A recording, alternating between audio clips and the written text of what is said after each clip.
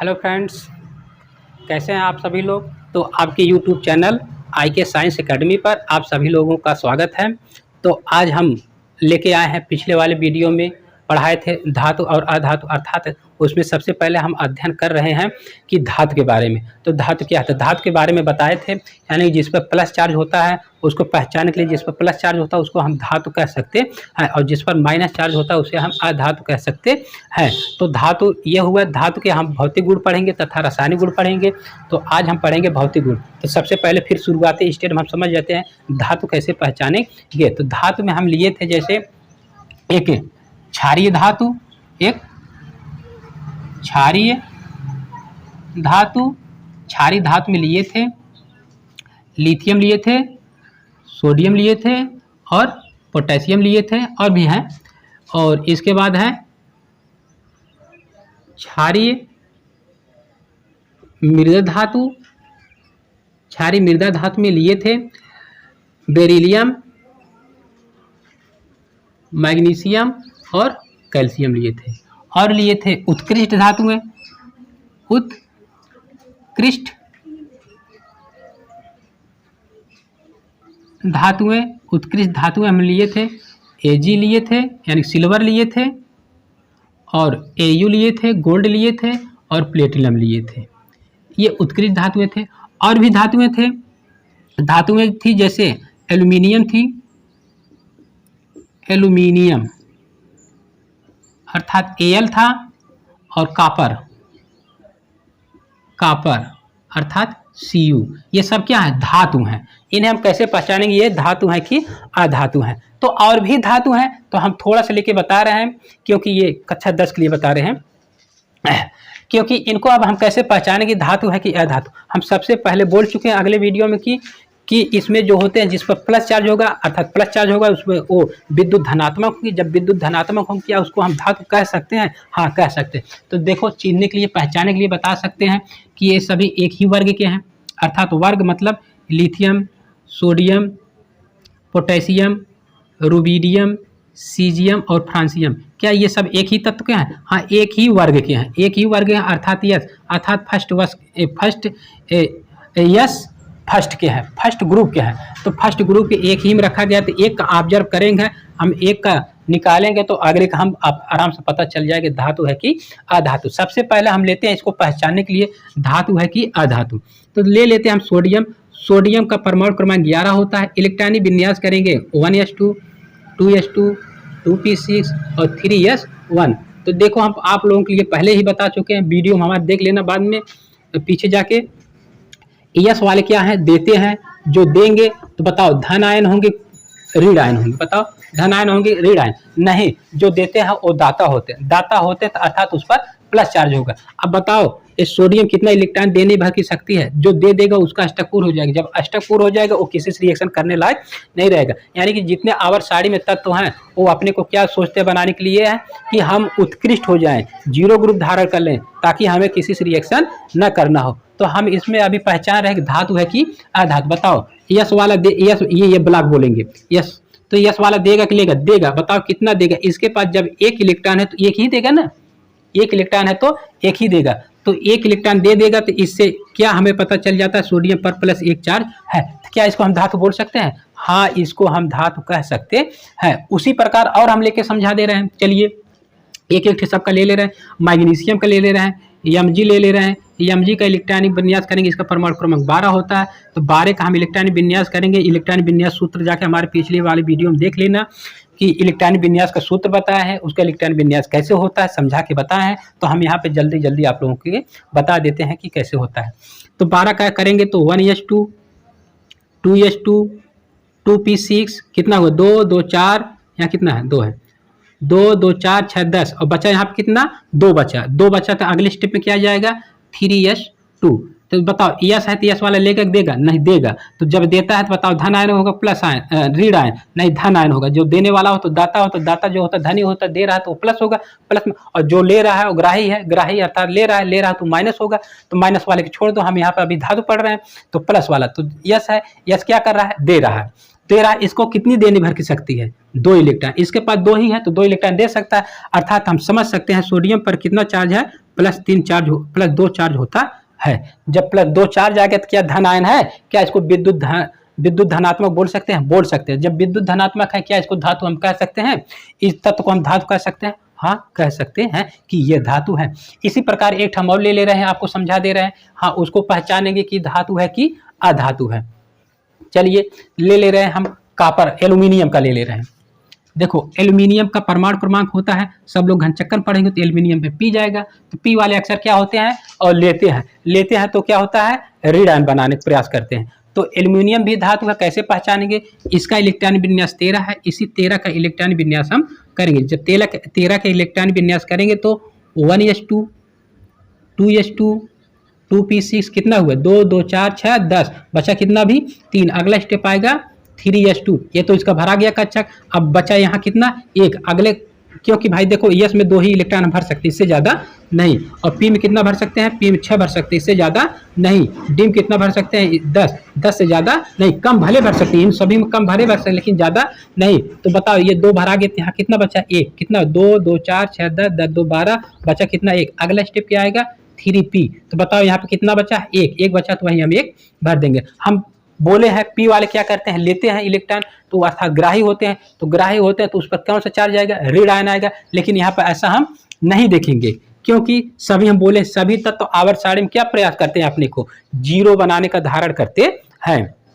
तब जीरो बना लेंगे तो वो किसी से रिएक्शन नहीं करेंगे। तो एल्यूमिनियम का देखेंगे, इसमें देखेंगे सबसे पहले पी ब्लॉक में कितने कक्षक बनते हैं, 3 कक्षक बनते हैं। तो 3 कक्षक में इलेक्ट्रॉन कितना भर, देखो उसे भरा जाएगा 6, कितना 1 2 3, ऐसे क्रम से भरेंगे एक एक करके पहले। तो तीसरा इसमें फिर चौथा कहाँ शुरू होगा, 4 5 6। अब ये तो हम बताएं भरा है पूरा इलेक्ट्रॉन, लेकिन इसके पास है कितना इलेक्ट्रॉन, एक इलेक्ट्रॉन है। जब एक इलेक्ट्रॉन है तो हम इसका एक ही इलेक्ट्रॉन भरेंगे ना, तो चलो हम एक इलेक्ट्रॉन हम भर दिए। बताओ इसको अभी कितनी इलेक्ट्रॉन की जरूरत है, 5 इलेक्ट्रॉन की जरूरत है। तो बताओ जब 5 इलेक्ट्रॉन की जरूरत है तो 5 इलेक्ट्रॉन लेगा तब अष्टक पूर्ण होगा।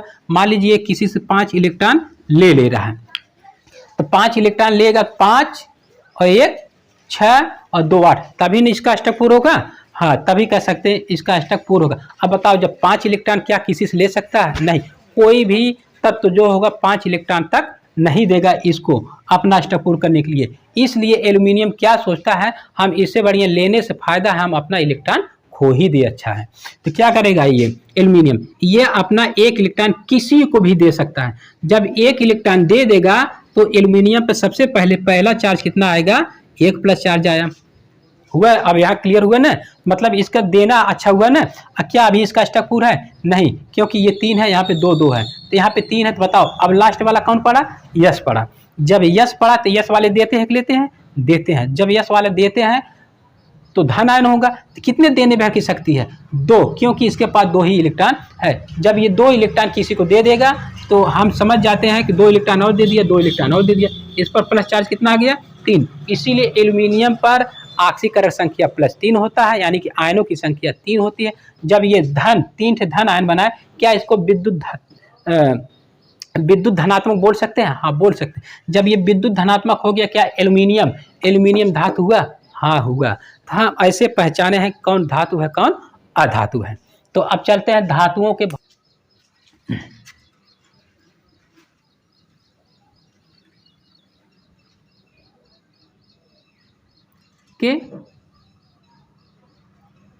भौतिक गुण। चलिए धातुओं के भौतिक गुण, फिजिकल प्रॉपर्टी ऑफ मेटल।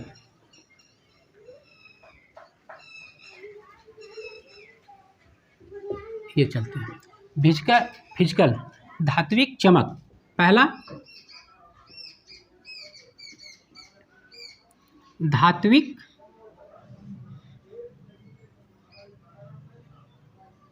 चमक, धात्विक चमक ये पहला है। तो इसमें देखते हैं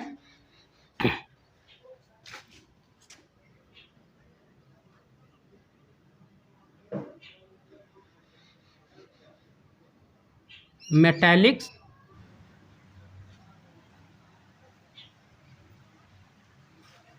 मेटेलिक लस्टर। चलिए सबसे पहले जाने कि इस धातु में चमक कैसे उत्पन्न होती है।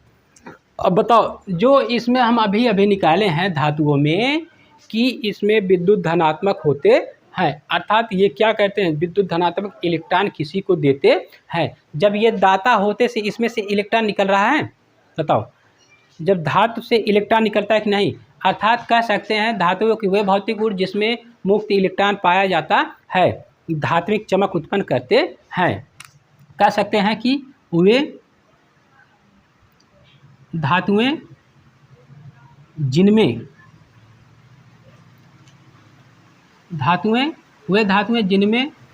मुक्त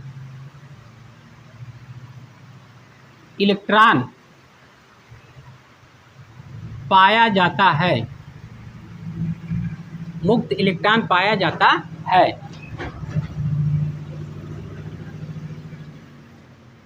धात्विक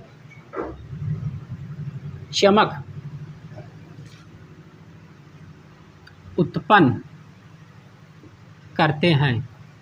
और ये हुआ तब धात्विक चमक हुआ। और कुछ ऐसे होते हैं धातु पर ऊपर कुछ लेप लगाकर उसको चमकाया जाता है, यानी कि उसको जंग लगने से बचाया जा सकता है, तो धात्विक ये भी चमक उत्पन्न कर सकते हैं। तो धात्विक चमक हम कैसे समझेंगे, मुक्त इलेक्ट्रॉन है, जैसे हम सोडियम समझ लिए, एल्युमिनियम समझ लिए, तो इस पर क्या है प्लस आयन, प्लस जो कैसे बढ़ रहा है, क्योंकि अपना इलेक्ट्रॉन त्याग रहे हैं, तो मतलब किसी को इलेक्ट्रॉन दे रहे हैं। जब इलेक्ट्रॉन दे रहे हैं तो क्या इसमें मुक्त इलेक्ट्रॉन पाया जाएगा। अब जैसे देखिए एल्युमिनियम का बर्तन है, एल्युमिनियम का बर्तन हम जो उसको जितना रगड़ेंगे उसमें क्या उत्पन्न होगा, चमक उत्पन्न होगा। तब चमक किसके कारण उत्पन्न हो रहा है, यही मुक्त इलेक्ट्रॉन के कारण हो रहा है। किसके कारण, मुक्त इलेक्ट्रॉन के कारण ही उसमें चमक उत्पन्न होता है। खूब रगड़ेंगे, जितने रगड़ेंगे उतने चमकेगा, मतलब धातु को हम जितने रगड़ेंगे उतने चमकेगा। क्यों चमक रहा है, क्योंकि मुक्त इलेक्ट्रॉन बाहर निकल रहा है, उसी धुल रहे हैं, रगड़ रहे हैं, तो उसी के साथ क्या है, इलेक्ट्रॉन जब बाहर निकल रहा है तो उसी को हमें चमक के रूप में दिखाई देता है। अब कुछ ऐसे धातु भी हैं लेकिन वो चमक नहीं उत्पन्न करते हैं, धातु तो हैं लेकिन चमक उत्पन्न नहीं करते हैं। जैसे अपवाद स्वरूप कह सकते हैं, तो धातु में जैसे हम ले रहे हैं उदाहरण स्वरूप, यहाँ पे लिख देना, उदाहरण में लिख देना सिल्वर Ag Pt, ये धातु है कि नहीं भाई, चांदी है, सोना है, प्लेटिनम है, सोने को खूब रगड़ो उतने चमकेगा, सिल्वर को खूब रगड़ो उतने चमकेगा। क्यों चमकेगा, इनमें भी +1 आयन होते हैं, अर्थात एक इलेक्ट्रॉन निकलते हैं, जितने रगड़ेंगे उतने चमकेंगे, जितने रगड़ेंगे उतने। क्यों, क्योंकि उसमें मुक्त इलेक्ट्रॉन पाया जाता है, इसीलिए उसमें चमक उत्पन्न होती है। इस पर कुछ पॉलिश लगा के और भी चमका सकते हैं, लेयर लगा के। लेकिन कुछ धातुएं ऐसी होती हैं, धातु तो है लेकिन परंतु वो चमक उत्पन्न नहीं करती हैं। जैसे अपवाद स्वरूप, अपवाद में आयोडीन अर्थात आई, और ग्रेफाइट में जैसे हो गया कार्बन हो गया, ग्रेफाइट हुआ कि नहीं। पेंसिल देखो, पेंसिल का जो नोक होता है ऊपर वाला, पेंसिल का जो है छिलका हटा देंगे, लकड़ी का छिलका कटर से उसको निकाल देंगे, निकालने के बाद उसमें जो एक राड होता है ब्लैक जो काला होता है वो ग्रेफाइट होता है। तो ग्रेफाइट भी क्या है, एक ग्रेफाइट भी धातु है, आयोडीन भी क्या है, ये भी धातु में ही आते हैं, परंतु ये चमक उत्पन्न नहीं करते। हाँ, इसमें जो पॉलिश टाइप में होता हुआ हल्का चमक हमें दिखाई देता है, लेकिन इस टाइप में हमें चमक उत्पन्न नहीं दिखाए, इसलिए ये भी क्या है, ये अपवाद स्वरूप है। क्यों, क्योंकि ये भी धातु लेकिन चमक उत्पन्न होता नहीं है। ठीक ना, ये क्या है, ये नंबर 1 हुआ धात्विक चमक। अगला चलते हैं नंबर 2, ऊष्मा तथा विद्युत के सुचालक।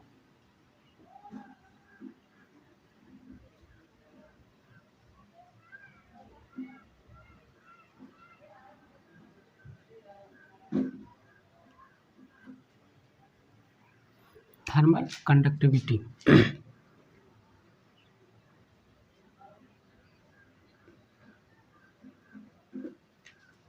हुआ, इलेक्ट्रिकल एंड थर्मल कंडक्टिविटी,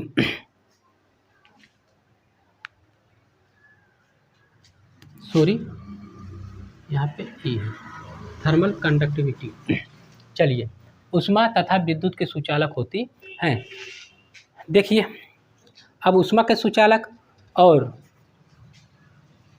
ऊष्मा तथा विद्युत के सुचालक होती हैं, अर्थात धातुओं में हम एक सिरे से बिजली धारा प्रवाहित करेंगे, दूसरे सिरे से निकलेगा, अर्थात उसमें धातु में क्या होगी, कुछ ऊष्मा निकलती है धातु में।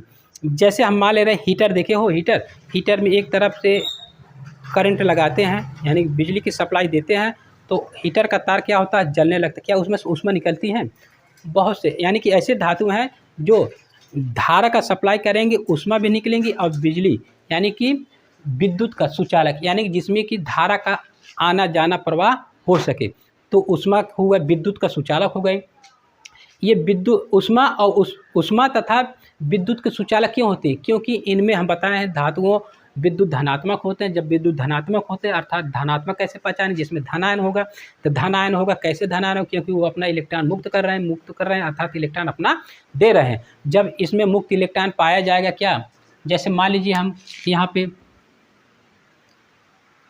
एक तार है, एल्युमिनियम का तार है, तो इस ये एल्युमिनियम हम निकाले थे, अभी प्लस निकाले थे, +3 आया था। जब +3 आया था, इसमें क्यों आ रहा था? क्योंकि अपना इलेक्ट्रॉन वो दे रहा था, इलेक्ट्रॉन देने के कारण ही उसमें धनायन होता, यानी कि विद्युत धनात्मक होते हैं। अब बताओ, एल्युमिनियम का तार, क्या उसमें मुक्त इलेक्ट्रॉन पाया जा रहा था?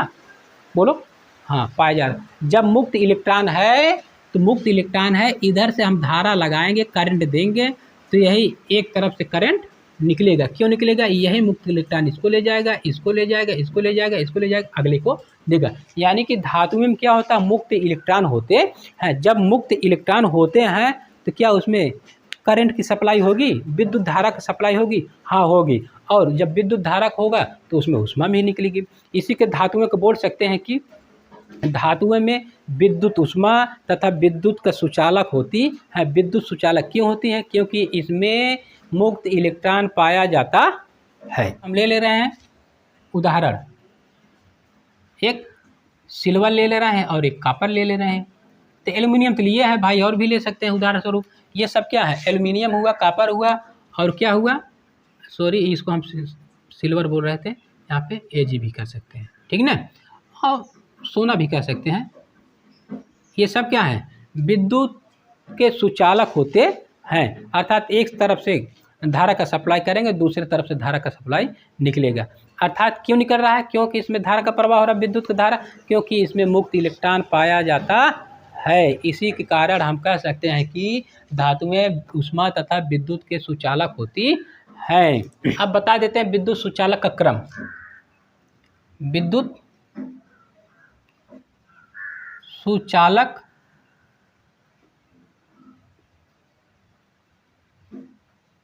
का क्रम, तो सबसे अधिक एजी में होगा, उसके बाद एयू में होगा, उसके बाद कॉपर में होगा, उसके बाद एल्युमिनियम पे होगा, उसके बाद आयरन पे होगा। चलिए हम यही बता देते हैं, ठीक है। सबसे अधिक विद्युत यानी विद्युत सुचालक कौन होगा? सिल्वर होगा, यानी कि इसमें धारा का सप्लाई बहुत अधिक होगी। इससे कम सोना में होगा, इससे कम कॉपर में होगा, इसके कम एल्युमिनियम में होगा, इसके बाद लोहा होगा, सबसे कम लोहा। यानी कि विद्युत के सुचालक पूछ ले, अगर कोई प्रश्न पूछ ले, विद्युत का सुचालक वह तत्व बताए जिसमें विद्युत का सुचालक अधिक से अधिक होता है, जिसमें अधिक से अधिक होता है। तो सिंपल रूप से हम कह सकते हैं कि सिल्वर में विद्युत की धारा सबसे अधिक मात्रा में प्रवाहित होती है। चलिए, अच्छा यहाँ तक हुआ। अब इसमें अपवाद स्वरूप देखिए क्या है। अपवाद स्वरूप है टंगस्टन,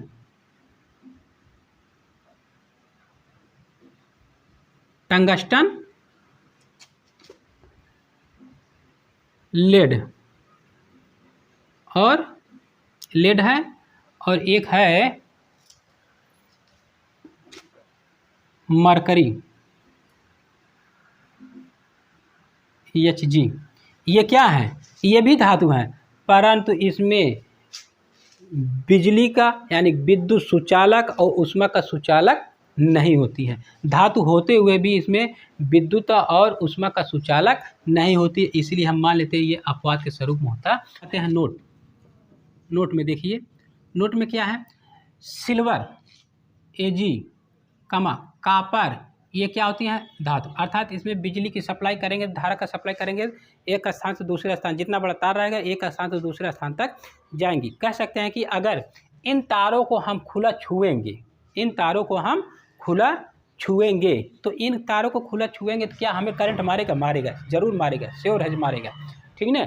तो इनको, इससे बचने के लिए हम क्या करते हैं, एक लेप लगा देते हैं, इन तारों पर हम लेप लगा देते हैं, जिसे हम प्लास्टिक कहते हैं। तो उस प्लास्टिक को हम क्या बोलते हैं, पीवीसी, यानी कि पीवीसी का हम लेयर चढ़ा देते हैं, पीवीसी के लेयर चढ़ा देते हैं। तो पीवीसी का लेयर चढ़ जाए, क्या हमें करंट मारेगा? नहीं करंट मारेगा। अर्थात पी को पाली, वी को विनाइल,